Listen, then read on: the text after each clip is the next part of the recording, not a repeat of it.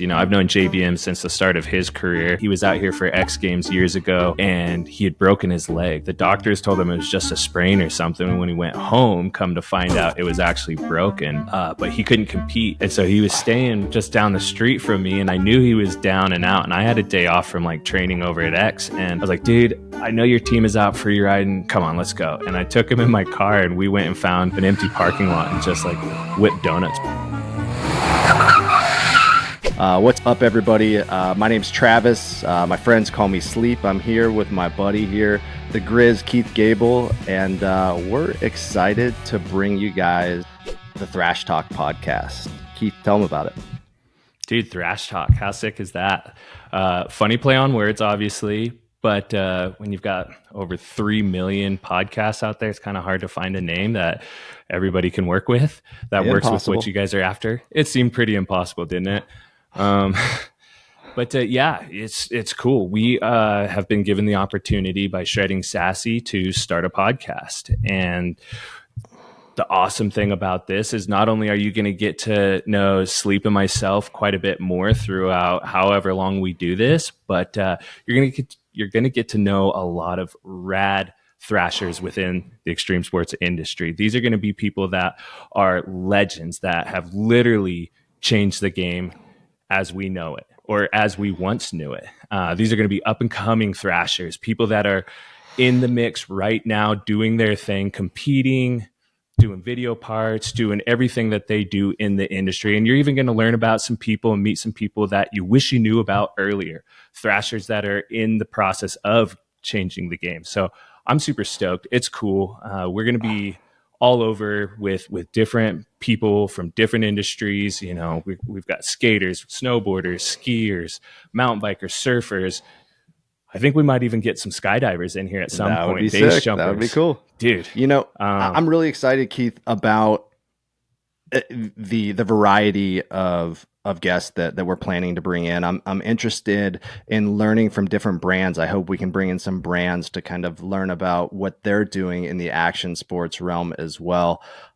It's big times right now in the action sports industry, and we're hoping that we can capture it here on Thrash Talk. And dude, I'm so excited to be here with you. And I know it's funny, you talked about coming up with a name. It was probably the hardest part of this whole journey, like, you know, getting the setup, getting the mics, getting the headphones, you know, planning out, finding guests, which we have a bunch of guests already lined up, ready to go, that we're going to be filming over the next few months. So excited about that. But picking out the name was probably the most stressful part. Crazy. Yeah, I mean, I'm not even gonna lie, I lost sleep over it. The simple fact that we would come up with something that was like, oh, that's sick, and then someone would search it and it's like, it's taken. They haven't shot in 2 years, but it's taken. You're like, is there any way we can snipe it? Like it was tough. That was one of the hardest things. And to do it in such a short period of time. I mean, it's probably been 3-4 weeks since this idea was kind of thrown out there. And here we are recording our first podcast with a name. I think that was definitely the most stressful part. I can't wait to dive in deep with these industry legends, with these up and comers.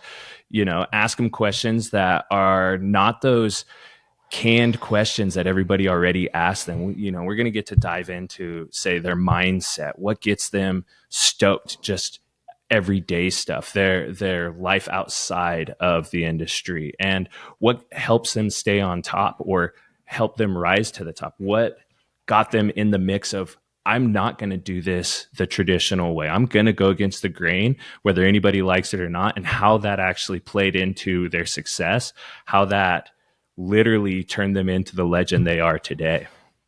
It's going to be really interesting to find out if there are commonalities amongst athletes in similar sports or amongst athletes across broad sports, right? You know, mindset commonalities, maybe effort commonalities. It'll be interesting to see, you know, kind of what we can put together based on my unprofessional opinion, very unprofessional opinion. I would say I can kind of be professional, but I do not have the industry experience that you have, not even close. But I'm really excited to be a part of it and see where this thing goes. That's for sure.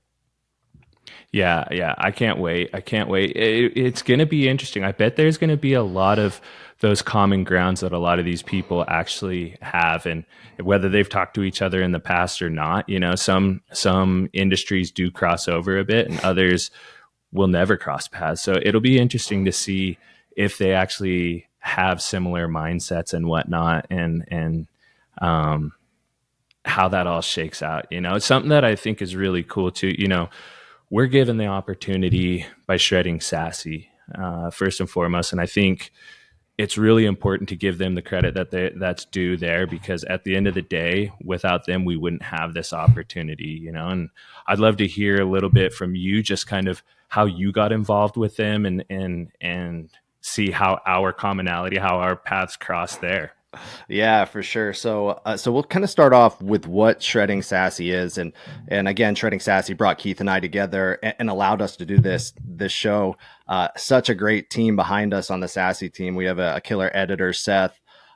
We have our director of Shed, Matt Sickles. A lot of people know Matt Sickles from Team Ride back in the day, and then the four founders of Shredding Sassy, which are Jake, Josh, Ollie, and Rab. So stoked they gave us this opportunity. And what Sassy is it's a brand we launched earlier this year with a mission to connect people from around the world to share the stoke of action sports together, that love for getting out there, getting on the waves, getting on the mountain, waking up early. I'm doing it now. I'm getting to the skate park at 7 a.m. I want to beat the crowds, and we want to find people like that to share that stoke together, to do it online, in person, everywhere. Since we've started the brand, we have had 3 meetups across the world. It's really exciting. Our first one was a snowboard meetup at Shredfest. Keith, you made it to that one. That was in Lake Tahoe. I think we had 50 people out there. Was there more? There might have been more. I might have been off. How many? Yeah, there was a ton of people there. I don't know exactly, because there was a ton of people that came out for the rail jam just specifically to throw down that day. And then there is a ton of sassies as well that came out. So it was a great turnout, though. Live DJ, massive amounts of prizes. We handed out all kinds of stuff. And people threw down hard. And I'll be honest, if I may just jump in here real quick. Take it, man. That event is what kind of sold the whole project for me. It was my first chance to really dive face first into the whole thing and meet a bunch of people that are already in the community, as well as just see what everything was about. And I came out of there just flying so high. I was like, dude, I'm in. I had a conversation with Ollie and I was like, bro, I see it. Let's go. I'm in. Heck yeah, man. Heck yeah. So other than the event in Tahoe at Shredfest, we've had an event in Lisbon, Portugal, a surf event where a group of the community got together, stayed in a villa, had some surf lessons. You were also at that one, man. You're all over the Sassy events. And then our final one was a skate event in Lugano, Switzerland in the first week of September.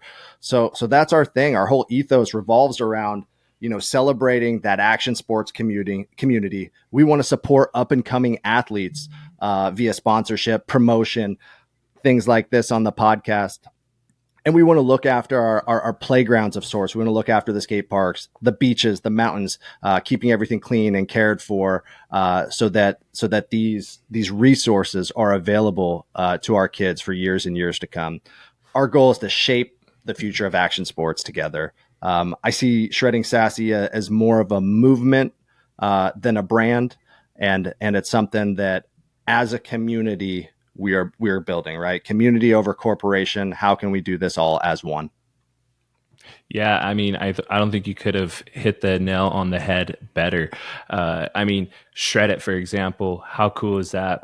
Literally a platform for shredders, thrashers, athletes to upload content, get it voted in, and get paid for it at the end of the week. I mean, super cool. I mean, most people are already uploading this stuff to other platforms for free and they're not getting paid for it. And it's just another way to give the power back to the athletes without taking massive advantage of them. The industry as a whole has definitely put the athletes on the back burner, in my opinion. Not naming names as far as companies, but there's a lot of them out there that really just want to get what they want out of the athlete. And once the athlete is done, they just throw them to the side. I had a chance to live at the Olympic Training Center with Nick Gepper, who's, 2 or 3-time Olympic medalist in super pipe. I mean, the guy's won X Games. He's done all this stuff, and I've been following his social media page pretty closely lately because it sounds like he's going to make a comeback. He announced his retirement about a year ago or so, and out of nowhere, like literally every sponsor just dropped him for the simple fact that he said, I think I'm done competing, and he said that publicly, and literally everyone just dropped him. And his page is hilarious because right now he's just exposing the industry, and it's pretty, insightful, but also kind of funny to hear such a high level athlete talk about an industry that's truly kind of ravaged the athletes in a lot of ways. Yeah, it's definitely tough to hear, and I think that Shredding Sassy is a brand that is looking to go beyond that. Right, we're looking to find ways to motivate athletes, to ensure that their views are seen, their needs are cared for. Really excited about that connection. And as we move through these shows, we'll continue to bring that Shredding Sassy connection in with the athletes we have on, and we'll look to maybe even have members of the Sassy community pop in, ask questions, and learn and grow together. Right? We want to put those athletes, make them available to the community. We are all one, and with that growth mindset. So. I did want to go into quickly, Keith, if you don't mind. I wanted to go into what the benefits are real quick of being a Shredding Sassy social club member. Yeah, please do. Please do. Yeah, I think it's really important. It absolutely is. So kind of what kicked it off was joining the social club to get connections through our brand partnership. So right now, Shredding Sassy has over 30 brand partners offering discounts to members in the club. Maybe a discount is 10% off of something like plank skis, or 25% off from Shred Optics. Maybe it's 10% off CBD days, CBD oil, 33% off Wrecked Eddie's THC gummies. There are a lot of different things that Shredding Sassy has discounts on. So definitely a huge membership benefit for being in Sassy. I've heard several times already of somebody gaining their membership, purchasing a product using the discount from the Shredding Sassy membership, and essentially making their money back from those membership dues. So it's just a huge benefit. Yeah, I mean, over 30 brands, it's starting to shape up like there's going to be, if there's not already, something for everyone, regardless of what your thing is. There's going to be something out there that will benefit you just by being a part of the community, being a member of the community. So it's rad, and it's only going to grow. It's only growing. So absolutely. Another thing we offer is like a digital coaching. So Shredding Sassy right now has coaches at the hands of the community, available to community members. And these coaches are in mountain biking, skiing, snowboarding, skateboarding, surfing, and strength and conditioning. The coaches aren't slouches either. It's not, the guy from the local mountain. These coaches are of the highest level. Our strength and conditioning coach is one of the strength and conditioning coaches for Red Bull athletes in Austria. Our surf coach is a surf coach from Team Great Britain. The amount of knowledge that we have within the Shredding Sassy team and ecosystem with our coaches is of the highest level. Yeah, and to that point, I mean, we've got a skate coach, Dom Tossings. Dom is legit. I've seen him skate in person, and he throws down hard. I know anybody who's a part of the community has seen him in the Shreddits as well, and he's super knowledgeable. I think one of the important things to remember about someone who coaches is they're capable of teaching someone something in a way that most other people couldn't. Like if I'm trying to teach you how to kickflip, I could think about the mechanics of it and try to put it in words that you're going to understand. But coming from, someone a former pro skater, that's going to be so much easier. I know he taught you how to kickflip in a few days. And that, I think that's it's so detrimental to the success of the project, but also the person who's trying to learn something new about whatever industry they're in, whether it's skating or snowboarding or whatever. Having those coaches that are legit and able to coach in a way that everybody can understand, not just one or two people. You don't have to be a high performance athlete to learn stuff from these guys. Literally, they're teaching people who have never even touched a skateboard or haven't touched a skateboard in the last 15 years how to do something cool. Keith, and the best part is they're teaching in a media that is not face to face. Dom is in Montreal, I'm in Texas, and I skated as a kid, so I used to know how to kickflip, but I hadn't skated in 20 years. And Dom has been on me like white on rice at times and ensuring that I am like keeping it up. I made a promise to myself that, hey, I'm going to skate 30 minutes a day, flat ground out front of my house. And it was sore. It sucked. It was difficult. But again, within a couple weeks, I was kickflipping again. I was able to, I'm actually having trouble with ollies again. Like clearly I can ollie, but the height of my ollies is getting worse and worse. And he actually told me to take a break the other day. So I was like, whew, all right, coach is giving me a day off. But just having the ability to reach out to somebody like that and having that connection with them. These guys are posting videos for us to review. They're answering questions. They're doing all kinds of things. So if this is something you're interested in, the Shredding Sassy Social Club is for you. If you're interested in discounts to streetwear brands, action sports brands, supplement brands, all of these things, we have those. We have the pro level coaches, the high level coaches, and you know what else we have? We have connections to our Shredding Sassy pro ambassadors, and I think that we really have you and Ollie Hill to thank for a lot of those connections. Yeah, I mean, how many do we have now? Something like 25.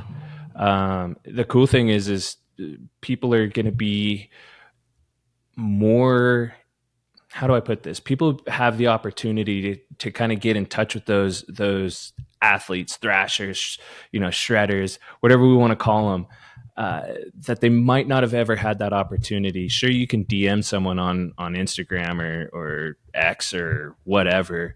Will they respond? 50-50. I know a lot of stuff that comes in on my Instagram page goes to like this other inbox that I didn't even know existed up until like a year or two ago. So, this gives you kind of direct access to a lot of these people that you would have never had otherwise. And, Ollie, I mean, talk about the gift of gab. I mean, he's a hell of a salesman at the end of the day. And not to say that he had to really sell this idea, but he is so good at having conversations with people also and just letting them know like, hey, this is a passion project. This is all love. At the end of the day, we're just trying to do something different and something cool. Be a part of it or don't, but we'd love to have you.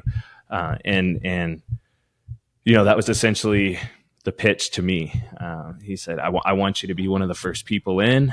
And if you're down, let's go. If not, I totally understand. And when he had kind of had that conversation with me, I was like, dude, I don't know the first thing about this stuff. So, I love you. I'll support you, however I can. I'm in. Just know that like it'll be dipping my toes at first. And once he kind of brought me full circle and let me, you didn't dip your toes, man. You were right in head first, man. I loved it. Maybe it took a little while to come in head first, but once you were in, man. It was the best.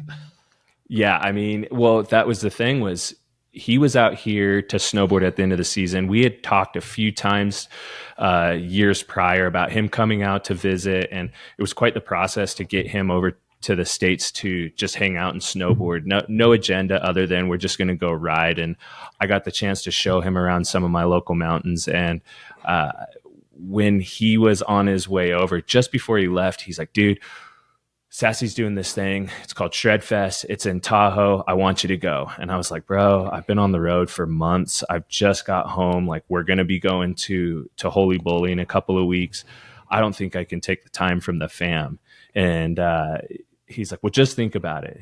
Talk to the wife, of course, and got the go ahead. She knew that I was going to start working with the project a bit, and nothing but love for Ollie also. And so she was like, you know what, go.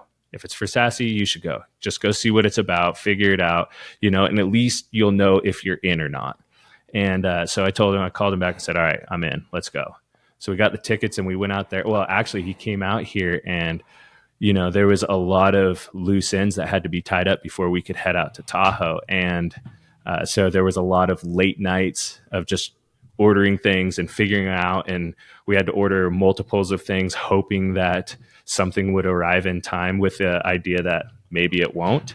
And I saw how hard he was working, and I actually got to see his passion behind it firsthand. And I was like, all right, he's serious about this, like let's see what this is all about. And so I went out and yeah, dude, sure as shit. I couldn't help but dive in face first after that. I mean, it's such a cool community, and to see the love and see the stoke behind it firsthand really is what sold me on it. And it's a grassroots project. I love that kind of stuff. I don't give my time to things that I'm not passionate about, that I don't have love for. I just don't have time to do that. I don't have time to beat around the bush. Heck yeah, like me or hate me for it, it is who I am, We don't I have love time. it. I love it. I think one of this behind me, this sassy, the sassy face right here is one of those like last minute items I think you guys were ordering to get to Shredfest. It made it down here. So that mask went from Shredfest up to Mount Hood, summited Mount Hood with our friend Mael. And now it's back behind me in my my makeshift podcast studio. So that's really sick, man. I'm glad I got a piece of Shredfest because I didn't get to be there.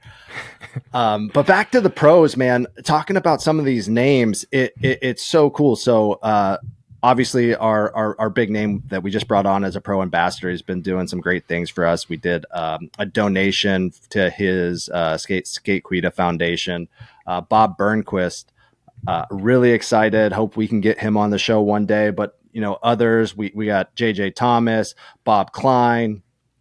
Who else do we got? Give me some people. I know we got James Barnes Miller. I mean, absolute legend in the para snowboard side of things. I've known JBM since the start of his career, and he and I were chatting a little while back. He was out here for X Games years ago, and he had broken his leg. The doctors told him it was just a sprain or something. And when he went home, come to find out it was actually broken. But he couldn't compete.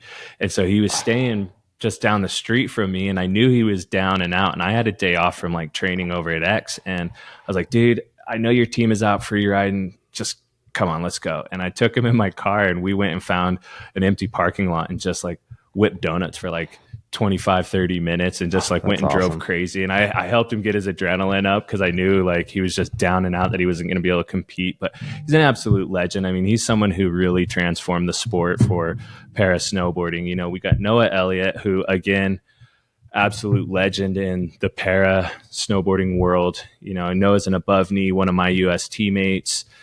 He's so cool, man. I love the kid. I've known him since he was pretty much starting snowboarding, learning to snowboard, and he came from a skate background and was on his way to make like a pro tour, and he was having some crazy pains in his leg, and come to find out he had cancer and ended up losing his leg above the knee. Noah has literally defied the odds in what we do and has reshaped what his category is capable of. He puts down times and runs that until he came along, we just thought was impossible for someone with an above the knee amputation. So he's another one, boy. Yeah, we've got a big list. We do.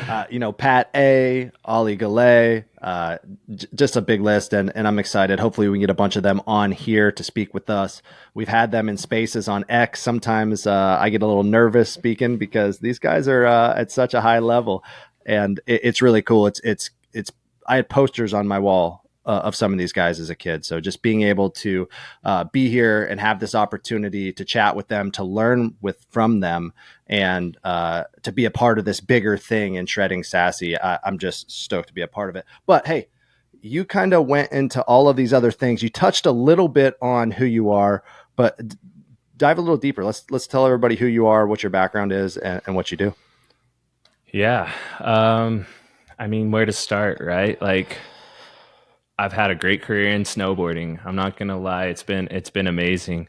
I sent, you a picture not too long ago of some of the medals and awards I've won You over the did. years, and it's kind of funny. I look at them. They're just getting unboxed. I've lived in my house for 4 years, and they're just getting unboxed because we need the space now in other areas. And putting them up, it's never been something that I've really done. Is displayed my awards, medals, that kind of thing.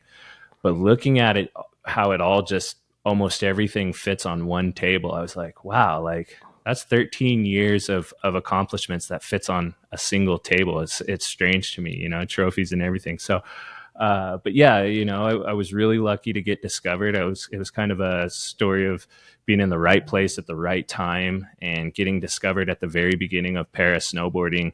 At the time, it was called adaptive snowboarding, and I got to go compete at the first ever sanctioned World Cup, which was held in Auxerre, France, in like 2010, something like that. And just some random dude that showed up on a LibTech skate banana with a mohawk and baggy clothes. I'd never raced border cross in my life, and I ended up getting on the podium, and I fell in love with it immediately. I saw this cool ragtag group of people. I want to say there was like 17 or 18 of us from around the world that were trying to, start this sport essentially. And I fell in love with it immediately. I was like, wow, there's other people out here doing what I love to do in a competitive fashion. Like, let's go. We got to build this. And so yeah, I mean, I've been extremely lucky to have a good career. I've had a chance to win some medals in my day. I've been to 3 Paralympics, been to X Games a couple of times, and a couple dew tours.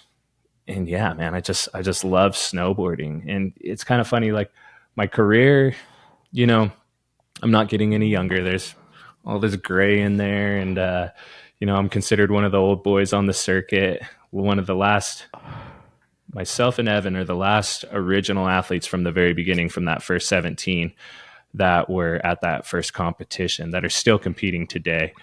And I can't do it forever. I'm not going to. I don't want to. Sure. So the last couple of years, I've really kind of struggled with that identity of being a pro snowboarder, in the sense of, can I call myself that forever? I don't think so, right? Like after the next games, that's it for me. I'm making one more run that'll give me 4 Paralympics, and then after that, it's on to doing bigger, better things, I guess. And last couple of years, I've actually kind of struggled with the thought of, who am I? It's funny, like you get these questions from interviewers and stuff, and it's like, tell the people who you are. And I'm like, honestly, like at the end of the day, yeah, I guess I'm identified as a pro snowboarder, but I've never truly looked at myself like that.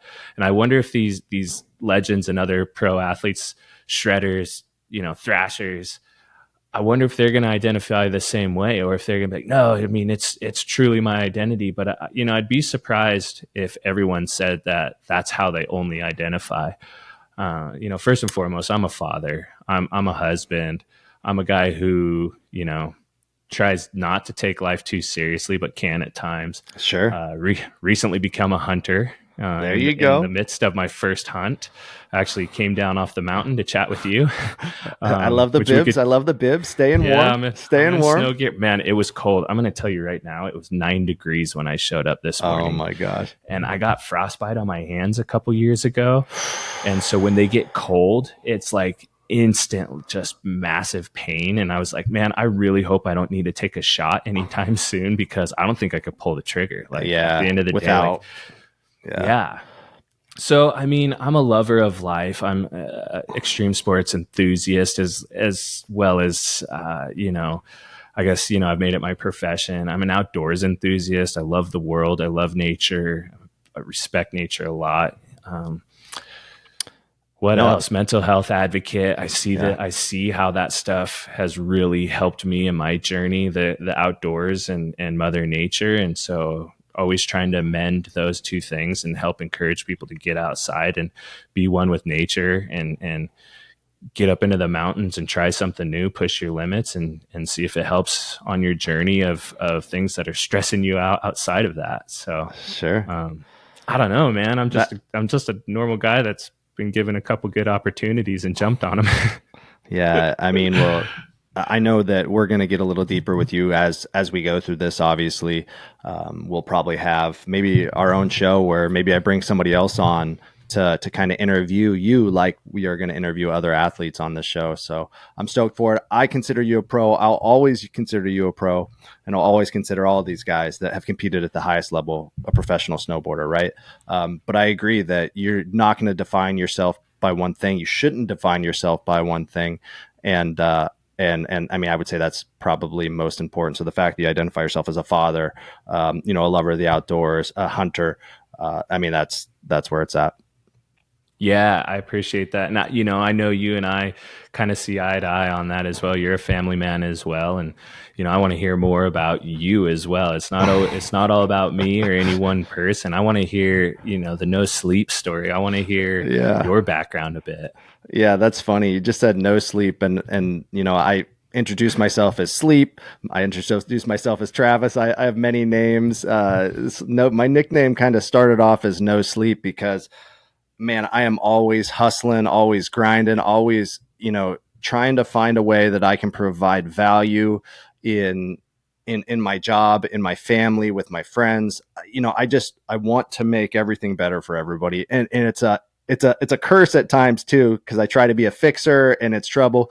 Anyway, I got the nickname No Sleep. Ended up, kind of evolving into Sleep. So some people call me No Sleep, some people call me Sleep. You'll probably call me Travis throughout this show. But that's kind of how that all came about. But yeah, I'm a small town boy from northwestern Pennsylvania. Action sports enthusiast.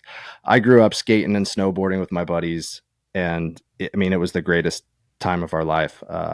We had a town with tons of little hills all over it, and we built jumps all over town.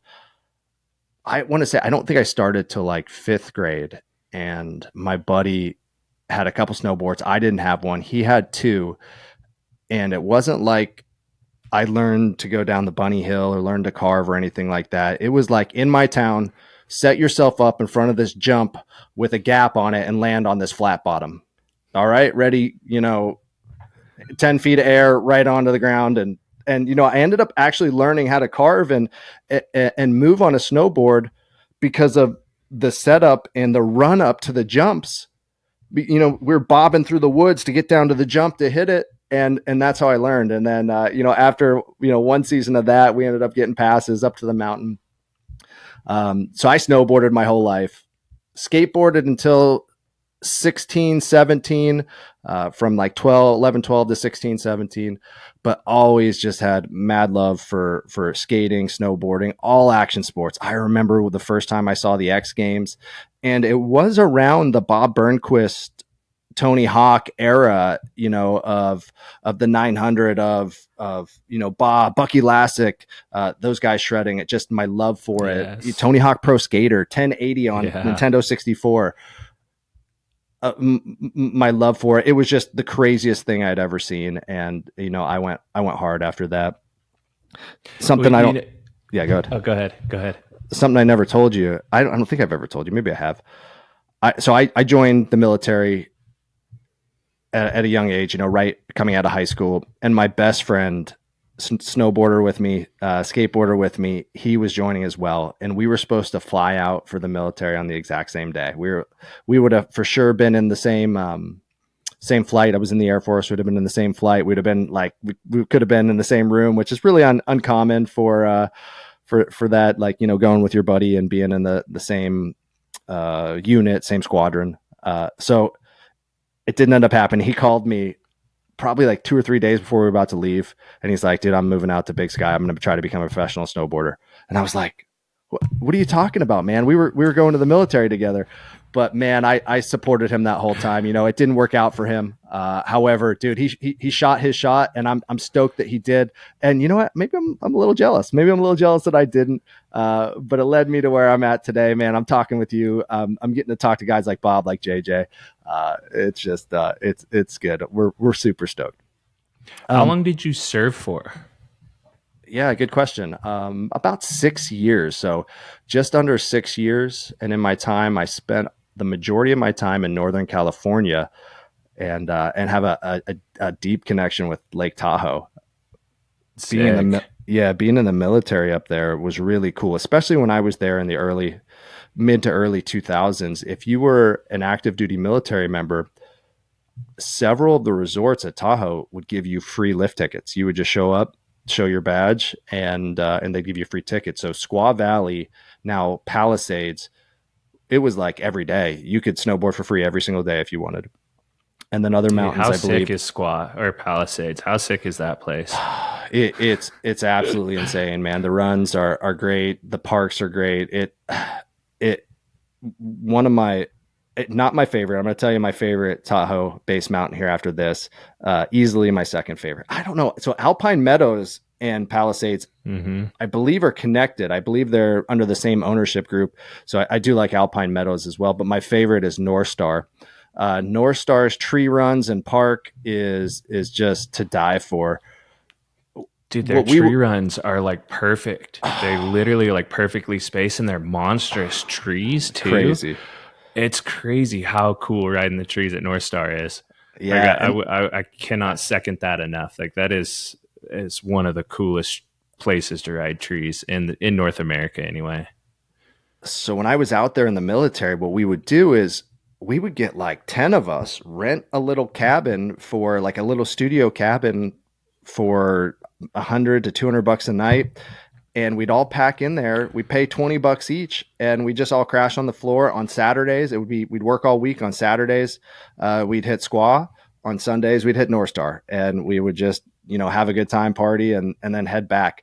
We got caught up there a lot of times where we couldn't make it back to the base and we had to like stay in Reno due to snowstorms. We're driving crappy two-wheel front wheel drive cars with chains on them. Like it was a mess, man, but it was a great part of my life and really like cemented my love for action sports because growing up on the East Coast, I didn't have access to these major mountains like the Sierras, like the Rockies. I was riding hills in New York, made it up to Killington a couple times, I believe 3 times in my childhood, but just getting out to California with the military and having access to the Sierras, and it was just it was a life changer for me.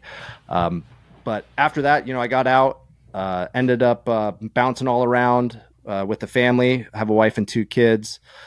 Kids are mini shredders, a 12-year-old daughter who is a soccer player. She's a little all-star, and a 5-year-old son who we're working to find the right thing for him. He's starting to pick up the skateboard a little bit. So that has me excited. I'm like trying to let him do it on his own, not mess with him at all, but it's a good thing, man. I know you have what, your son's 4. He's a little ripper I've seen.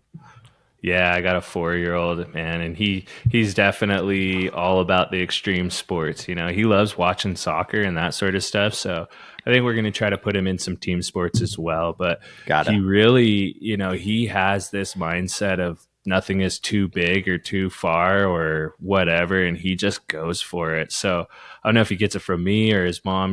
My wife, she grew up as a career gymnast, homeschooled, trained 8 hours a Sure. day, all this stuff, and was very good. And so I guess he probably gets his balance from her and a little bit of the nutty side from her. But, I kind of try to take a little credit for his willingness to send it. Cause this kid, he's a little beast.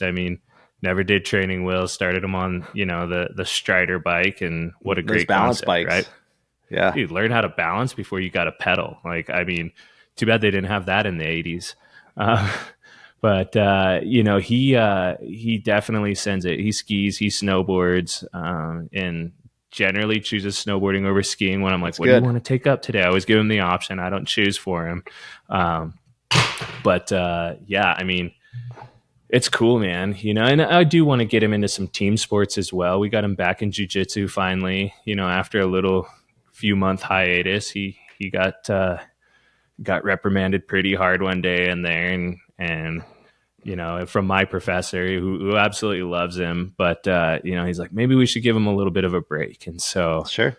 we finally got him going again, which is awesome, and he did great in this last class. So hopefully we can get him back in there once or twice a week. But yeah, man, I think trying some team sports as well, where he's got to learn to work with others. I know you grew up playing team sports. I did as well. But for whatever reason, ended up gravitating towards I guess a solo sport, if you will.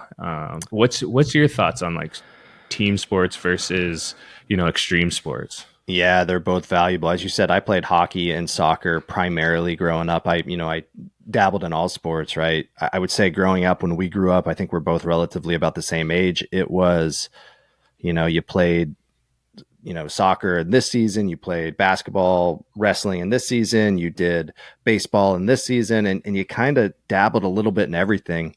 I geared to hockey and soccer for me. And then, as a kid, I didn't do any individual sports. Yeah, I snowboarded. Yeah, I skateboarded, but I didn't compete, right? I didn't compete at a high level. So in retrospect, I started jujitsu as an adult, and I've competed in jujitsu as well. I know that we're both aligned in that. And I can't recommend that enough for kids to compete and participate. Compete is the key word there, in both action sports, in both team sports and individual sports. The growth that you get in individual sports from only relying on yourself is massive to growing as a human. You can't, you're your only one to blame. Like you can't blame anyone else. So highly recommend it, right? I don't want you going down and getting beat down every day. No, that's not the case. I don't want to see that. But if given the right tools, individual sports are absolutely necessary, and as are team sports. But growing up in team sports is something that I participated in my whole life, and I didn't do individual till an adult. And both my kids will be in individual sports as kids to kind of learn that they need to rely on themselves as well as a team in the future. Yeah, I mean, to your point, I think both are super important. I grew up primarily playing team sports. I was lucky that my dad put me in skis, the day he picked me up from the airport when I went to go live with him. And, energetic kid without much direction or real, I guess, goals in life other than, like I think every kid, it's like, oh, I want to, mine was a little different. I was like, yeah, I want to make tons of money and have a big old house, but I want it on land. And, I always thought like having my own dirt track for dirt biking and all that kind of stuff would be rad, even though I'd never ridden a dirt bike. But, he put me in football that summer. So I played football, I played basketball. I was terrible at basketball. I mean, it's kind of like pool. Either I'm like dead on and I can hit a shot from anywhere, or it's just air balls and bricks. Raindrops. Yeah, man. I'm not the greatest at basketball. But in high school, I played football. I wrestled for a fall sport. And then come spring, I never got to really play baseball, at least not on any teams. So spring was like either you played soccer, you played baseball. And I didn't grow up playing soccer either. I had the chance to try out for tennis, and we were a 3A school. So the tennis team wasn't huge.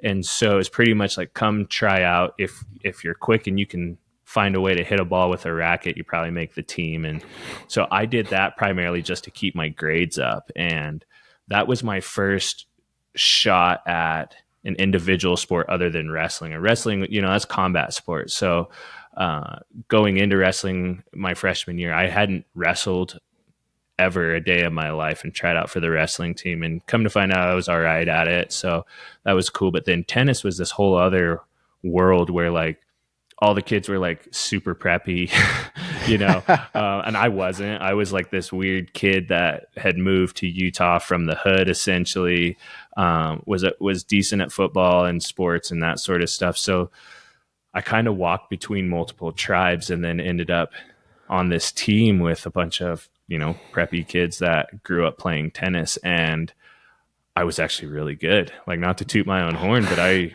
excelled very quickly. I understood, how to put topspin and slices and, a proper backhand. And, I made the varsity team my first year. I ended up getting teamed up with another kid for second team, their second doubles. Yeah. Yeah. And then by the end of that season, I had made third singles for varsity. And then the next year I put a whomping on a lot of people. Ended up first singles, and was like, I'm As a not playing sophomore? doubles anymore. So I started my sophomore year. Oh, you started. So your junior year, you made it My up to junior first year. singles. Holy cow. Yeah. And I actually, it's funny, I had a chance to go try out for the junior Olympic team and all of this because I was making crazy shots in tournaments, winning tournaments. Had a nasty serve that nobody could mess with, and I could put it just about anywhere I wanted most of the time. So coming out of my junior year in high school, it was go try out for the junior Olympic team or go to football camp. And my junior year in high school for football, I was one of 5 juniors that started varsity as well. So that year it was a heavy senior team, and I was one of 5 who ended up as a starter. We made it to the semifinals and the playoffs, all of this. So I was like, I'm playing football. I'm going to be a football star. Bro. Yeah, we're in America. You know, that's kind of the mindset here, right? Growing up, dude, I'm in Texas. That's the mindset here. I get it. What a mistake. What a mistake. I should have stuck with tennis, because who knows, you know, and tennis players, even the ones that don't make a lot of money, they still make a hell of a lot more than most, you know? But no, I mean, at that point too, you know, I grew up skiing. I started as a skier at 12, switched over to snowboarding when I was about 15. A buddy of mine, he was like, dude, do you snowboard? And I was like, we had become friends. We actually were like enemies in middle school. He was like the kind of the leader of this group of kids that my cousin was in, and I had just switched to this school. So I was already kind of in because of my cousin. But my buddy Simon, he had a little bit of a chip on his shoulder, and I was someone who didn't take shit from anyone. And I mean, we threw down multiple times, and he was much bigger than me. I mean, my freshman year, I wrestled like 103 or something, whatever that weight class was. That's the smallest one. Weight.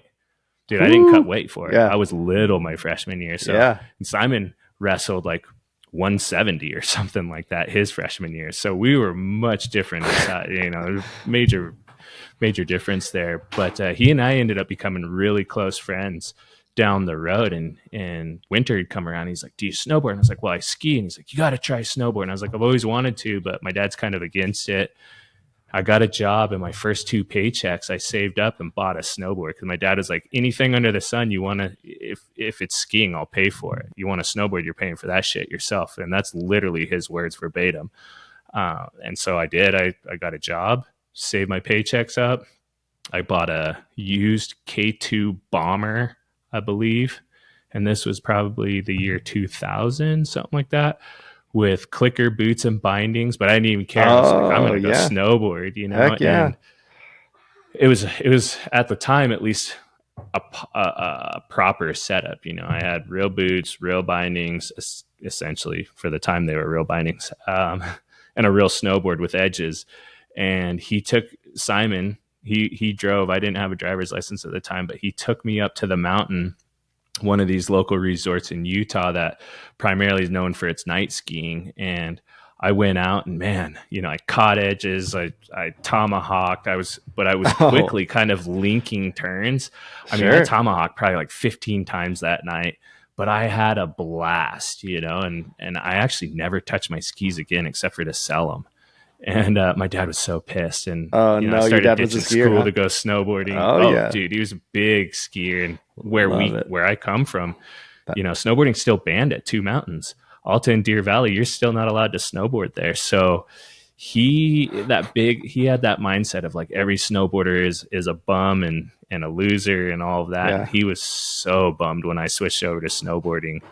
It actually took me, you know, winning X Games in 2012 as the exhibition event for para, for him to actually start to come around to the idea that I was going to chase a dream in snowboarding.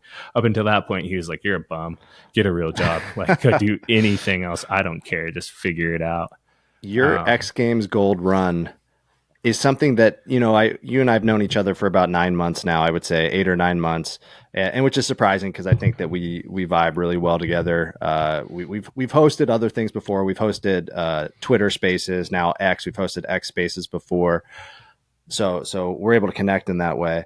But I don't think I've ever seen something like you coming down that mountain and jumping on the mic right after you won X Games gold, got it thrown on your, like, I was like, oh, dude, like it fired me up. And I just watched it like 2 weeks ago. I was like, man, why haven't I watched this before? This is sick. But Yeah, so that was 2015, and that was actually considered the inaugural event. That was the first time that it was a true medaled and payout event. Before we would get a cash purse, but we wouldn't get medals for it. So when it was exhibition only. So once they had made it an official part of the program, that was 2015, and to win that one, man, I was just, I couldn't believe it. I was like, what just happened? Like, did this really just happen? for sure. For sure. I was at a loss for words. They were asking me questions, and I really didn't. I don't actually remember the interview. Obviously, I've seen it. I've seen the interview, but I'm like, what the hell was going through my head? Because I think I was just like, literally just replaying, like, is this real right now? Like, I couldn't believe it. It's funny, and like in the future, I want to compare like those adrenaline fueled conversations where you're hunting and you have a deer in the sights, or you have an elk in the sights, and you get fired up, your adrenaline spiking, like comparing that versus your adrenaline spiking, getting ready for a race or just completing a race. So really interested in getting into that. However, I know that we really want to bring this in and kind of go over a few things on what our plans are for the podcast. And I was hoping you could tell me, man, what are you most excited about in doing this? I think one of the things I'm most excited about is just getting to talk to those iconic people in the sports, action sports that I grew up watching. Having a chance to sit down and actually just have a conversation with these people. I think that's probably what I'm most excited about.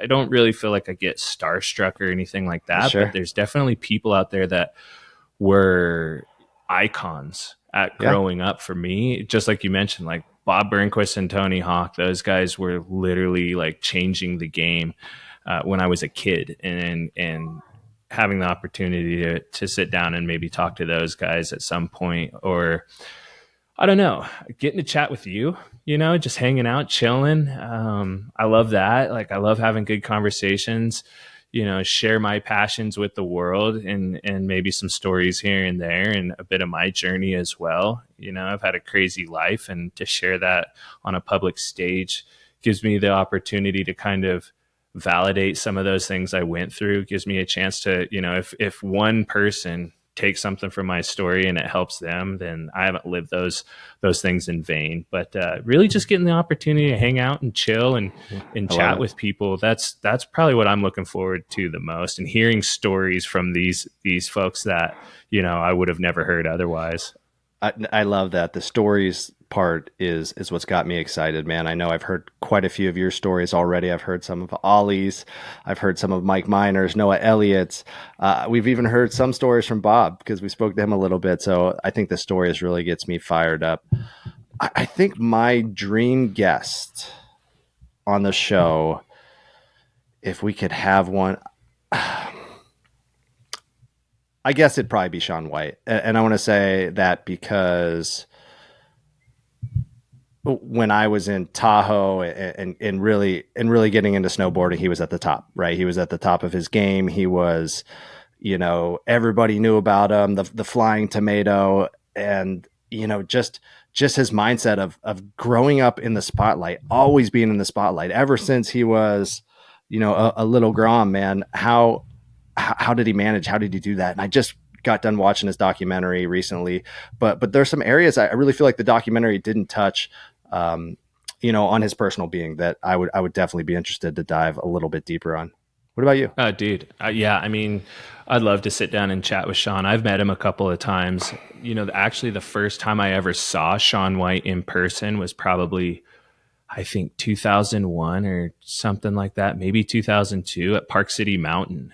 He happened to be there training, and my buddy and I were ripping through the park, and we pulled up to this massive down row with like a gap, and we were kind of scoping it like, it's pretty big. You got to come in with some heat, blah, blah, blah. And so we were standing off to the side, and Shaun White came in and just threw the nastiest, like, backboard slide. And I swear to God, he looked right up at me. And I was like, and he was just, he was about my age, maybe a year or two younger than me. And I was just like, oh my God, this guy is so good and so stylish. And so, yeah, I would love to sit down and actually chat with him. I would say some of my like dream guests primarily revolve around the snow industry, snowboarding specifically. I'd love to talk to JP Walker. I mean, that guy was an icon growing up, and he's from the Utah area, and watching a lot of his parts. I'd love to talk to Jeremy Jones, Big Mountain and Street, both of them. I'd love to chat with those guys. The Linus brothers, they, again, Utah guys that just crushed the industry, crushed the game back in the day. Who else? Travis Rice, another one that I would love. Yeah. I would love to sit down and just chat with him.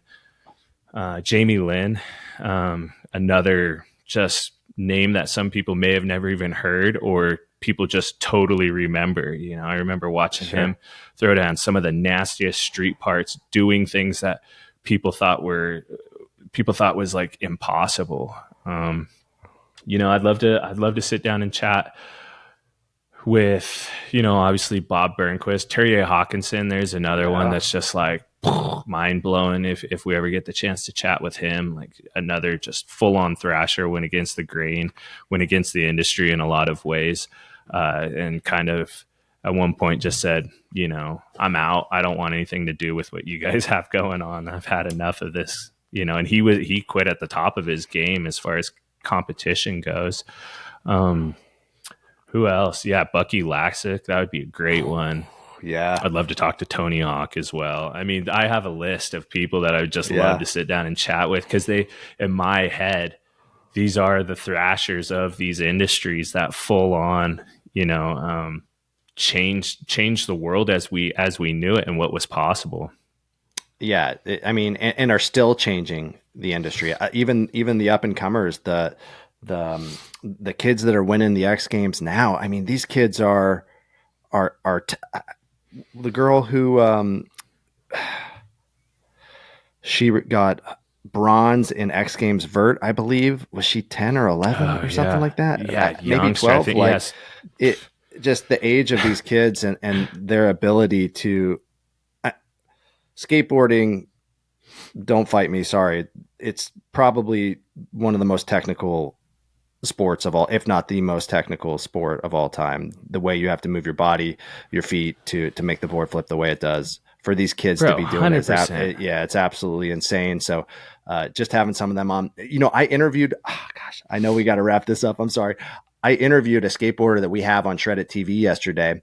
And one thing he told me was he was a soccer player, and he felt that soccer players make good skateboarders because of the footwork. And I was like, why did I never think of that? Or absolutely, dancers or boxers maybe would be good skateboarders because of the footwork that they go through. And I was like, oh wow, that's some insight that I'd never even thought about. So really excited to kind of dive into those things with different athletes on this show.